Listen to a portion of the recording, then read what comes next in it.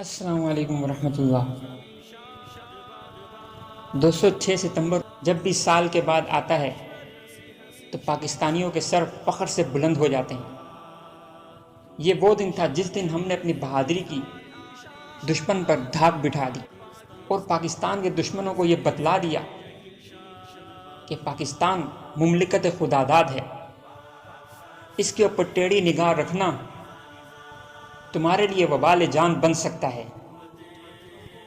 سامعین گرامی، 6 ستمبر 1965 کی صبح کو بھارت اچانک پاکستان پر حملہ آور ہو گیا۔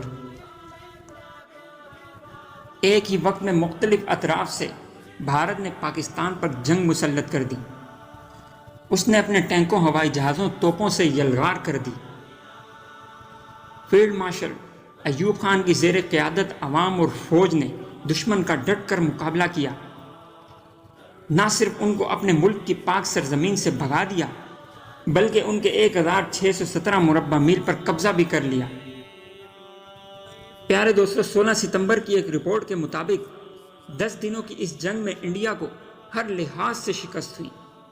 6889 بھارتی فوجی جہنم واصل ہوئے۔ 387 ٹینک اور 95 طیارے بھی تباہ ہوئے۔ 18 ستمبر تک ٹینکوں کی تعداد 427 اور طیاروں کی تعداد 106 تک پہنچ گئی تھی۔ وائس آف امریکہ کی 13 ستمبر 1965 کی ایک رپورٹ کے مطابق انڈین فورس کے 140 طیاروں کو اور اس کے اہم اڈوں کو نقصان پہنچا تھا۔ دوستو، انڈیا کو جنگ ستمبر میں بہت زیادہ نقصان ہوا۔ ایک رپورٹ کے مطابق 1 اور 12 کا مقابلہ تھا، یعنی پاکستان کا 1 اور اس کے مقابلے میں انڈیا کے 12 فوجی۔ کیا بات تھی، کیا شان تھی مسلمانوں کی۔ فضائے بدر پیدا کر فرشتے تیری نصرت کو، اتر سکتے ہیں گردوں سے قطار اندر قطار اب بھی۔ مسلمان جب جس میدان میں اللہ کی رضا کی خاطر قدم رکھ دے تو اللہ کی مدد اس کے شامل حال ہو جاتی ہے اور فرشتے آسمانوں سے اس کی مدد کے لیے اترتے ہیں۔ جنگ ستمبر 6 تاریخ سے لے کر 23 ستمبر تک کل 13 روز جاری رہی۔ اس میں ہر محاذ پر انڈین آرمی کو بے پناہ اور بے تحاشا نقصان ہوا۔ پاکستانی شیروں نے نہ صرف انہیں شکست فاش دی بلکہ ان کے 1617 مربع میل پر قبضہ بھی کر لیا۔ سیالکوٹ کے محاذ پر دوسری جنگ عظیم کے بعد ٹینکوں کی یہ سب سے بڑی جنگ تھی۔ بھارتی فوجی حملے کی غلطی تو کر بیٹھے تھے لیکن اب ان کو اپنی جانوں کے لالے پڑ گئے تھے۔ ان کو سمجھ نہیں آ رہی تھی کہ وہ کہاں اپنا منہ لے کر جائیں جس سے ان کی جان بچ جائے۔ بھارتی فوجی تو دوستو یہ ارادہ کر کے آئے تھے کہ صبح کا ناشتہ لاہور کے جم خانے میں کریں گے، لیکن ان کو راستے میں ایسی موگی کھانی پڑی، ایسا برا حال ہوا کہ ان کو اپنے سارے گناہ اسی وقت یاد آ گئے کہ انہی کی سزا ہے۔ دوستو، اس جنگ میں فوج نے تو اپنا کردار ادا کیا ہی تھا، لیکن اس وقت پاکستانی قوم کا جذبہ بھی قابل دید تھا۔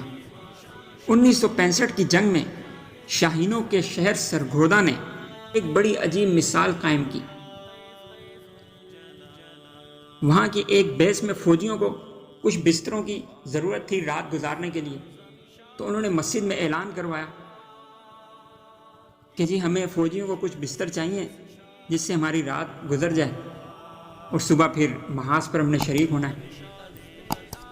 ایک فوجی کا بیان ہے کہ ہمارے خیال میں تھا کہ چند ایک بستر آ جائیں گے، چلو ہمارا گزر بسر ہو جائے گی آرام سے، لیکن جب دیکھا گیا تو اتنے زیادہ بستر اور اتنی زیادہ چارپائیاں آئیں اور وہ بھی بالکل نئی کہ ہم پریشان ہو گئے کہ ان کو کہاں سنبھالیں۔ جتنے بستروں کی ہمیں ضرورت تھی وہ ہم نے رکھے، باقی ہم نے واپس کرنا چاہے تو وہ لوگ غصے میں آ گئے جن کے وہ بستر تھے، انہوں نے بستر پھینک دیے اور کہا کہ اگر تم نہیں لیتے ہو تو نہ لو، ہم ان کو واپس نہیں لے کر جائیں گے، یہیں پڑے رہیں۔ تو یہ بات سن کر فوجیوں کی آنکھوں میں آنسو آ گئے۔ اپنی قوم کے اس جذبے کو دیکھا اور اللہ کا شکر ادا کیا۔ اسی طرح ایک اور واقعہ ہے کہ لاہور میں ایک بھکاری پورا دن تمام گھروں سے پیسے مانگتا رہتا تھا۔ لوگ اس پر لان تان کرتے تھے کہ جنگ کے دن ہیں، ہم تمہیں کیوں دیں، ہم فوجیوں کی امداد کیوں نہ کریں، لیکن وہ پھر بھی کہتا تھا کہ مجھے پیسے ہی چاہیے، کھانا روٹی وغیرہ کچھ نہیں چاہیے۔ کچھ لوگ اس کی مدد کر دیتے تھے۔ تو یہ بھکاری شام کو تمام ریزگاری لے کر جاتا اور جا کر فوج کے امدادی کیمپوں میں جمع کرا دیتا۔ تمام جھولی وہاں خالی کر کے پھر وہیں ایک دیوار کے ساتھ ٹیک لگا کر بیٹھ جاتا اور جیب میں سے سوکھی روٹی نکال کر پانی میں ڈبو کر کھاتا۔ تو دیکھنے والے نے اس سے پوچھا کہ یہ تم کیا کرتے ہو؟ پیسے جب تمہارے پاس ہوتے ہیں تو تم اس سے روٹی لے لیا کرو۔ تو وہ کہتا ہے کہ ان پیسوں کا کیا کرنا ہے؟ ملک رہے گا تو بعد میں پیسے بھی آ جائیں گے۔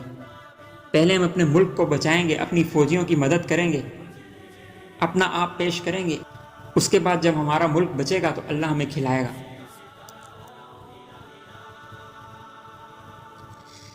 اسی طرح ایک اور واقعہ بیان کیا گیا ہے کہ جب فوجیوں کو خون کی ضرورت پڑی تو شہریوں نے خون دینے کے لیے ہسپتالوں کے باہر لمبی لمبی قطاریں لگا دی۔ ان میں سے ایک نوجوان کمزور جسم والا پتلا دبلا سا تھا۔ جب اس کا وزن کیا گیا تو اس کا وزن کم تھا، اس کا خون لینے سے انکار کر دیا گیا۔ وہ بیچارہ اداس سا باہر گیا، سامنے ایک دکان تھی، اس سے 2 کلو کا بٹا مانگا۔ دکاندار نے وجہ پوچھی تو اس نے بتایا کہ میرا وزن کم ہونے کی وجہ سے ڈاکٹر مجھ سے خون نہیں لے رہے، تو یہ بٹا میں جیب میں رکھ کے جاؤں گا، پھر وزن زیادہ آئے گا تو مجھ سے خون لے لیا جائے گا۔ دکاندار نے اور کوئی سوال نہیں کیا، فوراً اس کو 2 کلو کا بٹا دے دیا۔ وہ جیب میں رکھ کے گیا، وزن کیا گیا، وزن پورا آ گیا، خون کا عطیہ دیا اور باہر نکل آئے۔ جا کے دکاندار کو بٹا واپس کیا اور چلتا بنا۔ کیسا جذبہ تھا ان لوگوں کا۔ اسی طرح ایک اور واقعہ بیان کیا گیا ہے کہ فوجیوں کی ایک گاڑی گزر رہی تھی تو 2 بچوں نے ان کو اشارہ کیا رکنے کا۔ فوجی رک گئے تو دیکھا کہ بچوں کے ہاتھ میں مرغی ہے۔ انہوں نے پیش کی کہ جی ہم اتنا ہی کر سکتے ہیں اپنے فوجیوں کے لیے، یہ ہماری طرف سے کھائیے گا۔ فوجی افسر اترا گاڑی سے، اس کے آنکھوں میں آنسو آ گئے۔ اس نے بچوں کو پیار کیا اور کہا کہ بیٹا تمہارے سامان کی نہیں بلکہ تمہاری معصوم دعاؤں کی ہمیں ضرورت ہے۔ تم دعائیں کرو کہ اللہ تعالیٰ تمہاری اس معصومیت کی ہمارے ہاتھوں حفاظت فرمائے۔ دوستو، یہ واقعات پڑھ اور سن کر آج وہ لوگ ٹھنڈی آہیں بھرتے ہیں جن کے دلوں میں آج بھی کچھ کسب اور احساس باقی ہے، ورنہ سب کے لیے ایسا نہیں ہے۔ آج جیسے ملک کے حالات ہیں تو ہم سبھی ان سے واقف ہیں۔ اللہ تعالیٰ ہمارے ملک کو سربلند کرے، ایک دوسرے کے لیے ہمدردی والا احساس پیدا کرے اور ملک دشمن عناصر کو اللہ تعالیٰ ہدایت دے، ورنہ انہیں نیست و نابود فرمائے۔ ہمارے چینل HA وائس کی ویڈیو آپ کو اچھی لگی ہو تو لائک کیجیے۔ مزید اسی طرح کے تاریخی واقعات اور عمدہ معلومات کے لیے ہمارے اس چینل کو سبسکرائب بھی کر لیجیے۔